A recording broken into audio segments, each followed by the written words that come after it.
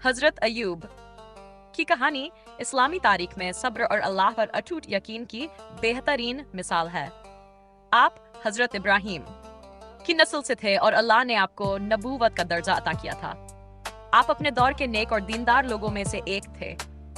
आपकी जिंदगी का मकसद लोगों को अल्लाह की इबादत और सही रास्ते की तरफ बुलाना था। खुशहाल जिंदगी की शुरुआत।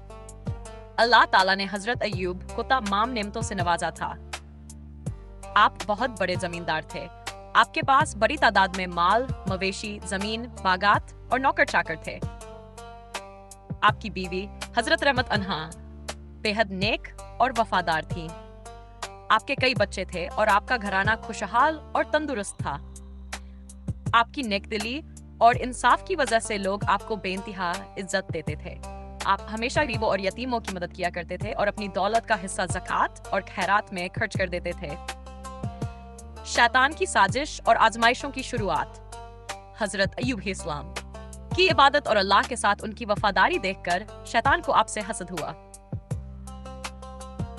उसने अल्लाह ताला से कहा कि अय्यूब सिर्फ इसलिए तेरा शुक्र अदा करता है क्योंकि तूने उससे तमाम नेमतों से नवाजा है।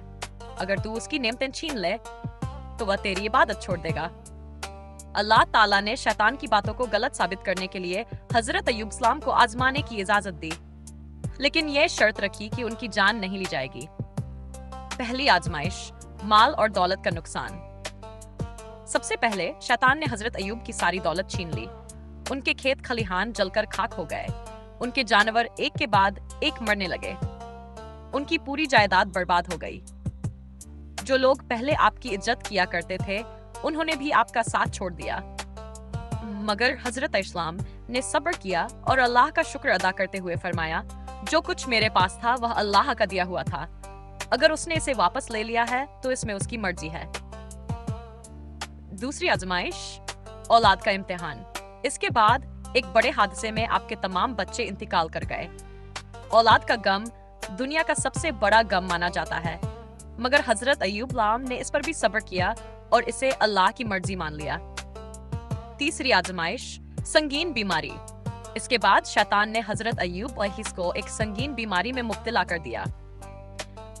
उनके जिस्म पर बड़े बड़े जख्म हो गए और उनकी हालत इतनी खराब हो गई कि लोग उनसे दूरी बनाने लगे।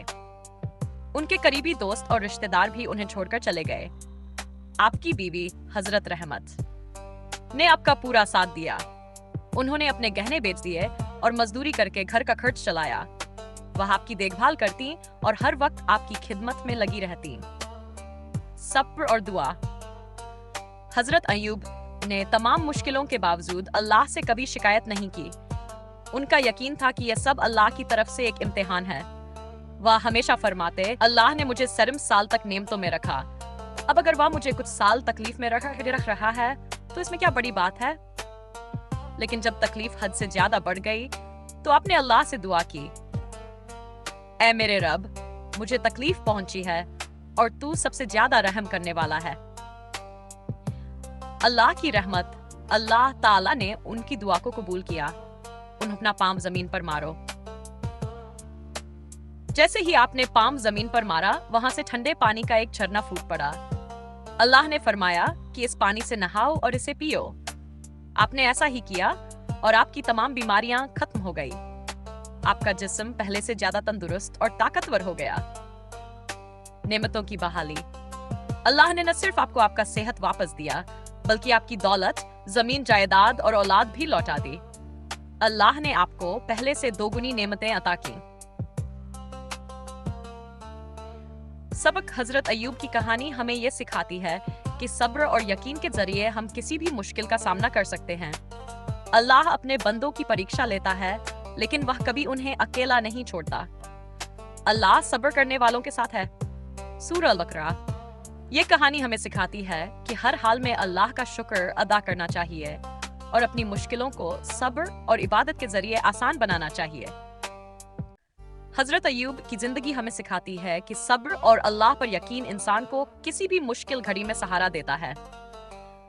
चाहे कैसी भी आजमाइश हो, हमें ये यकीन रखना चाहिए कि अल्लाह हमें उसी चीज में बेहतरी अता करता है।